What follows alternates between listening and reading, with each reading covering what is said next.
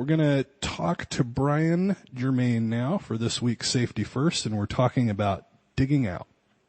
Hey, Brian, how's it going today? Hey, David, I'm doing great. I'm having a fantastic day. So, today's topic is one that you want to address. Let's talk about digging out of the corner. It's a juicy one, isn't it? Right? The ability to do a low turn is, I think, trumped in importance by the ability to dig yourself up. Because let's face it, sometimes we find ourselves low and steep, and the ground is coming. And if you have the ability, if you have the skill and the understanding of how to dig out quickly, you're probably going to live longer. And that's kind of what I'm all about. Old skydivers, creating old skydivers. So the first concept, I think, that helps people to really get this process of digging out is to be flying all your turns in a way that you're what we call coordinated. So you're flying with the relative wind stream from the front and not yanking a toggle so aggressively that you're sideways to the wind. You've unloaded part of your parachute. And, of course, when you dig a toggle turn, when you let off that toggle turn quickly, you point yourself at the ground even worse because you've reduced drag of the parachute. So flying coordinated turns, I'll defer. I wrote an article that people can read. They'll probably find it helpful. It's called Clean Up Your Turns. It's on dropzone.com. But that's the first part. If you're flying a sloppy turn, all bets are off. This stuff doesn't work as well. So the second thing to talk about is the way that we give the input to dig ourselves out matters too. So it's not as much about how much brake you add to pull yourself out of a dive. It's about how you give it. So if we apply brakes slowly, let's say you're hanging in full flight and you apply your brakes slowly, add until you get down to the 3/4 brakes, you'll create a pitch change where your parachute slows down and you end up out in front of it. And that consequently will reduce your descent rate, maybe even level you out at the bottom of that stroke. But it's a slow process.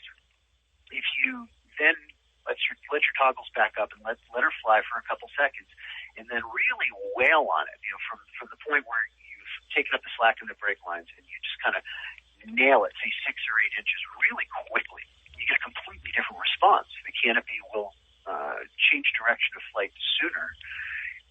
And if you happen to be in a dive when you do that, you'll recover sooner. So this process obviously requires some physical strength. It's a sad thing when people try to pull out of a dive and they simply don't have the tricep muscles to change the direction of flight prior to impact. But most of the time, that's not the case. Most of the time, they do just like I did years ago. The first time I smacked into the ground, I made my low turn to show off for the crowd. And I did it a little lower because I didn't use an altimeter back in those days to initiate. I just sort of did an eyeball gut level assessment and wailed on it. And the ground was coming. And I applied the brakes down to about half brakes and waited. And I did it sort of smoothly, expecting that it would work because when I turned higher, it did work. And that was the last thing I remember prior to smacking my butt on the ground really hard. So it was a wake-up call to start learning how to dig myself out better, more effectively. So this is where I discovered through loads of test jumps and, of course, talking to other people as well, how do you pull yourself out quickly? Well, you give a sharp jab on the toggles, kind of a jab and hold. Each canopy is different in the amount that you pull down, but it's probably less than you think. You don't want to be burying it all the way to the bottom. That's not going to work very effectively. But to kind of shove it real hard and add that drag to the canopy in a short period of time. And of course, when you're going faster, drag matters more. And so if you can get that drag in there quickly, suddenly you'll feel the lines tense up. You'll feel the change of direction of flight as your weight increases, as the G loading increases, and the canopy will start to pull out of the dive. So that's a big one. I'm sure you know what I'm talking about, right? Where you kind of give it quickly, right? I do. What is going to happen if we pull down too far, though? Well, if you bury it all the way to the bottom, theoretically you can do a high-speed stall. So canopies, just like any fixed-wing aircraft, have the ability to stall at virtually any airspeed. A stall is not really about what airspeed you're carrying. It's about the angle of attack. And if you can swing that pitch excessively, even at a higher speed, the canopy can trash out and not convert airspeed into lift effectively. Now, of course, most people are not strong enough to do that on the steering toggles, fortunately. You'll be able to get it down to maybe half, and that's as far as it'll go for you, and it'll start to recover, and then it'll soften up. And so that's where you kind of consciously follow through or ease off as it is appropriate. So I don't find that most of the time that's really the concern. It's about giving that quick, sharp input as soon as you realize you've got a problem. And bringing it out. And a lot of times you only need a little tap because a shallowing is all that's necessary to put you into a safer circumstance, and then you sort of keep flying your canopy all the way to the landing. You may not have to finish it off right then and there. I've seen go ahead. I've seen some people get into trouble when they were in the corner, maybe just a little bit, and thought that they could still pull out on rears. You want to talk a little bit about the difference between trying to plane out on rears versus on toggles? Perfect. Yeah, absolutely. Of course, rear risers are a fantastic way to extend your swoop distance if you turn high enough. If you sort of ease out of your turn high enough that the canopy's lift starts to take over. If you think about it, you're not offering all that much drag by applying rears. It's not a flat surface like the trailing edge when you pull down the toggles. And so really, if you think of it this way, you're not flaring with the rears.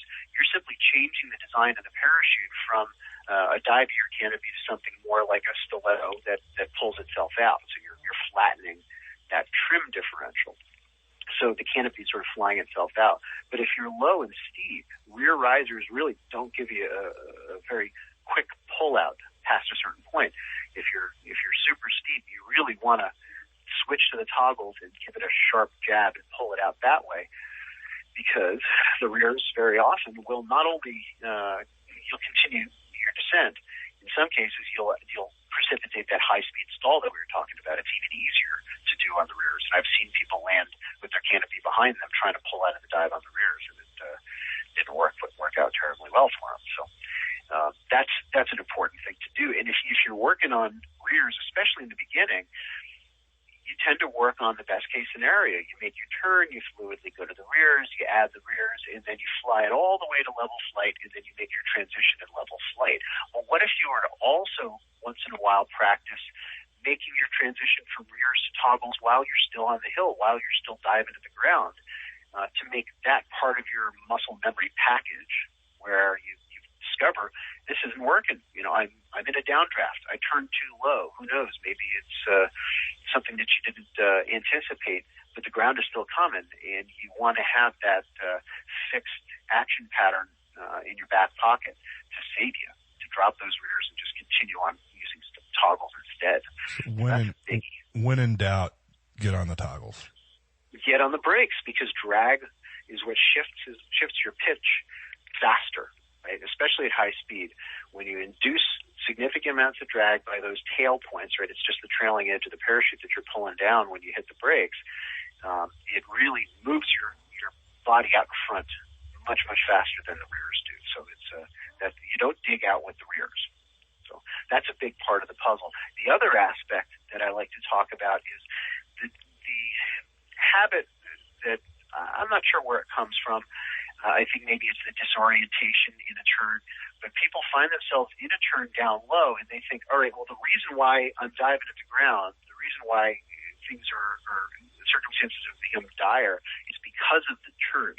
So if I stop the turn, things will get better. And although that's partly true, if you focus your energy on stopping the turn instead of increasing the angle of attack, instead of swinging the pitch, getting your body out in front of the parachute, you end up spending the rest of your life trying to level out your roll angle, and you smack the ground with wings level.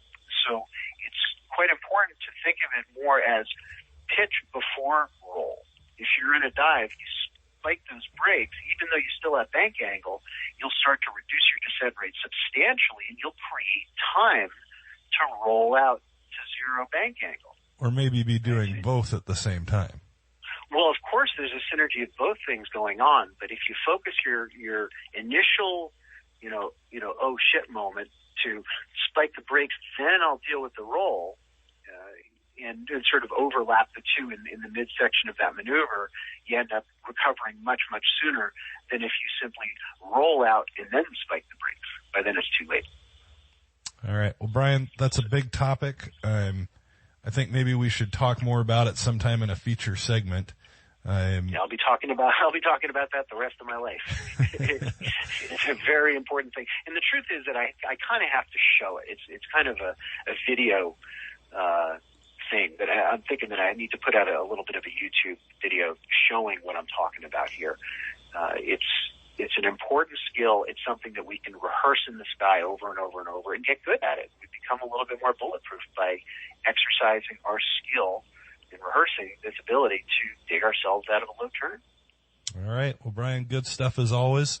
We're going to read more about you at bigairsportswithaz.com. Yep, that's one of the places. Lots of places to find me on the web. If you want to find me, you can get me. All right, Brian, we'll talk to you on the next episode.